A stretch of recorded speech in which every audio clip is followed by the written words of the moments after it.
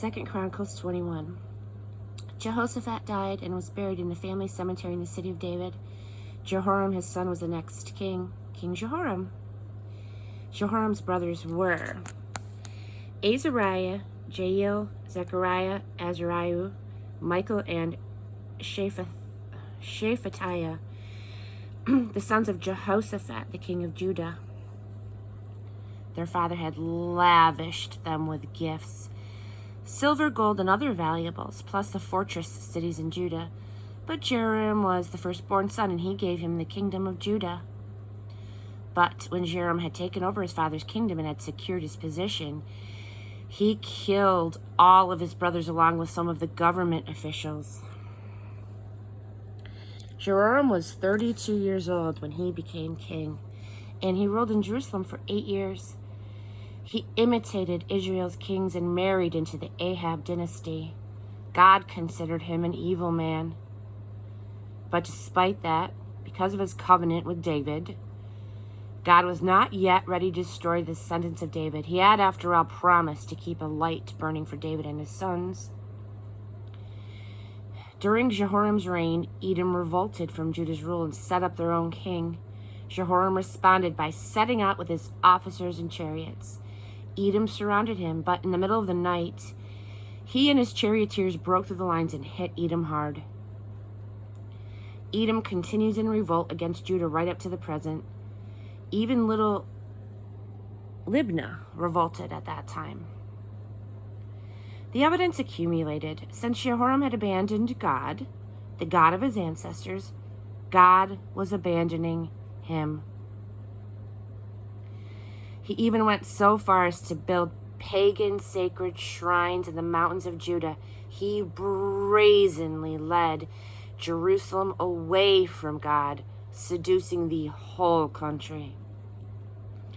One day he got a letter from Elijah the prophet. It read, "From God, the God of your ancestor David, a message.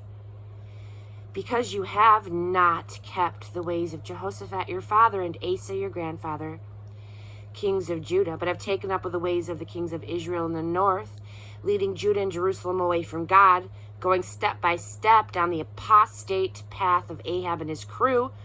Why, you even killed your own brothers, all of them better men than you. God is going to afflict your people, your wives, your sons, and everything you have with a terrible plague.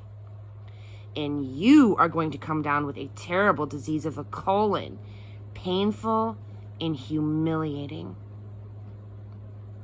The trouble started with an invasion. God incited the Philistines and the Arabs who lived near the Ethiopians to attack Jehoram. They came to the borders of Judah, forced their way in, and plundered the place, robbing the royal palace of everything in it, including his wives and sons. One son, his youngest, Ahaziah, was left behind. The terrible and fatal disease in his colon followed. After about 2 years, he was totally incontinent and died writhing in pain.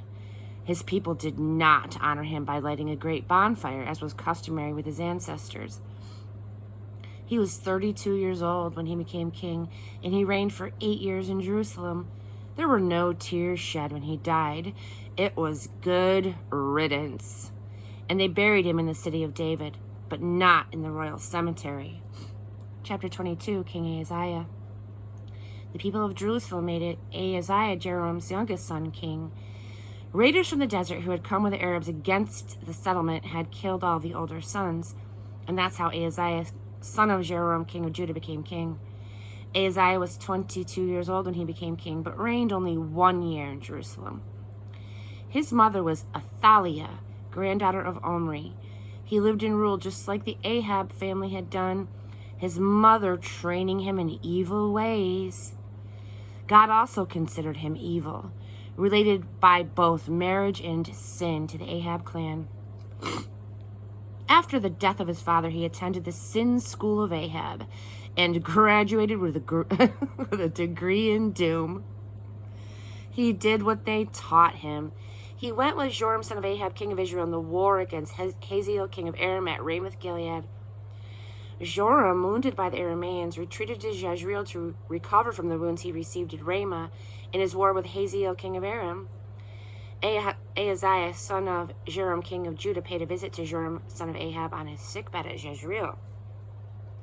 The fate of Ahaziah when he went to visit was God's judgment on him. When Ahaziah arrived at Jezreel, he and Joram met with Jehu, son of Nimshi, whom God had already authorized to destroy the dynasty of Ahab.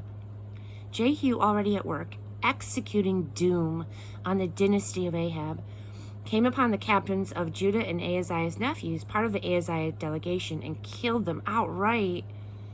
Then he sent out a search party looking for Ahaziah himself. They found him hiding out in Samaria and hauled him back to Jehu, and Jehu killed him.